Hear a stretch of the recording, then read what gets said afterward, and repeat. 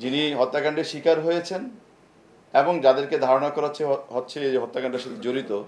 তারা পরস্পর সম্পর্কিত এবং ব্যবসাটা তারা একসাথে কিছুদিন করেছে। গত ৯ জুলাই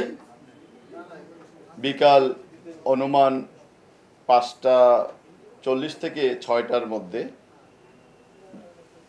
কোতোয়ালি থানাধীন স্যার সলিমুল্লাহ মেডিকেল কলেজ বা মিডফোর্ড হসপিটাল যাকে আপনারা চিনেন ৩ নম্বর গেটে এবং তার সংলগ্ন এলাকায় একটি হত্যাকাণ্ড সংঘটিত হয়েছে। এই হত্যাকাণ্ডটি সংঘটিত হয়েছে অনেক লোক একত্রিত হয়ে একজন লোককে বিভিন্নভাবে আঘাত করে হত্যা করেছে। এগুলোর বিভিন্ন ফুটেজ ইতিমধ্যে আপনারা সোশ্যাল মিডিয়া থেকে শুরু করে বিভিন্ন জায়গায় আপনারা দেখেছেন। তো এই ঘটনা ঘটার সাথে সাথেই ঘটনাস্থলে পুলিশ উপস্থিত হয় এবং ঘটনা নিয়ন্ত্রণ নেয় এবং ঘটনা সংঘটিত হওয়ার অল্প সময়ের মধ্যেই পুলিশ দুজনকে গ্রেফতার করে এবং দুজনকে গ্রেফতার করে অত্র এলাকার যে সকল সিসি ক্যামেরা আছে সেই সকল ক্যামেরার ফুটেজগুলো কালেকশন করে এবং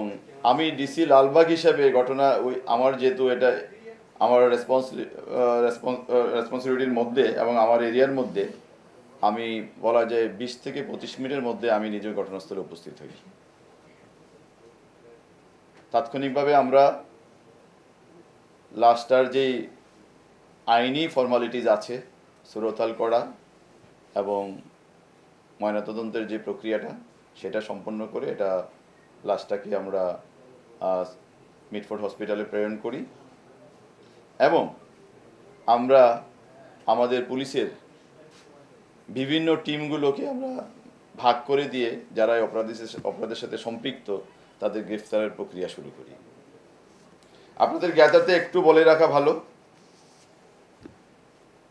এই ঘটনাটা নেপথ্যে অনেক রকম কথাবার্তা আমরা মিডিয়ায় দেখতে পাচ্ছি, তবে একটা আমরা এই পর্যন্ত আমরা যতটুকু পেয়েছি অপরাধীদের সাথে কথা বলে বা এই হত্যাকাণ্ডের সাথে যারা জড়িত বলে এখন পর্যন্ত মনে হচ্ছে তাদের সাথে কথা বলে আমরা যে সকল তথ্য পেয়েছি এটা একটু আপনাদের নিকট ক্লিয়ার করা দরকার। আমরা যতটুকু জেনেছি ওখানে ভাঙ্গারি ব্যবসা, অর্থাৎ আপনারা জানেন বিভিন্ন স্ক্র্যাপ জাতীয় মালামাল ওই এলাকায় এই ব্যবসাটা খুব প্রচলিত এবং ওখানকার একটা দোকান আছে, ওই দোকানটাতে কারা ব্যবসা করবে এই ব্যবসাটা নিয়ে একটা দ্বন্দ্ব কাজ করছিল।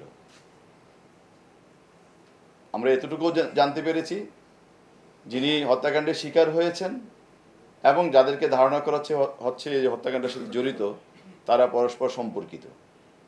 এবং ব্যবসাটা তারা একসাথে কিছুদিন করেছে, কিন্তু যখন ব্যবসায়িক লেনদেন নিয়ে একটা দ্বন্দ্ব তৈরি হয় তখনই তারা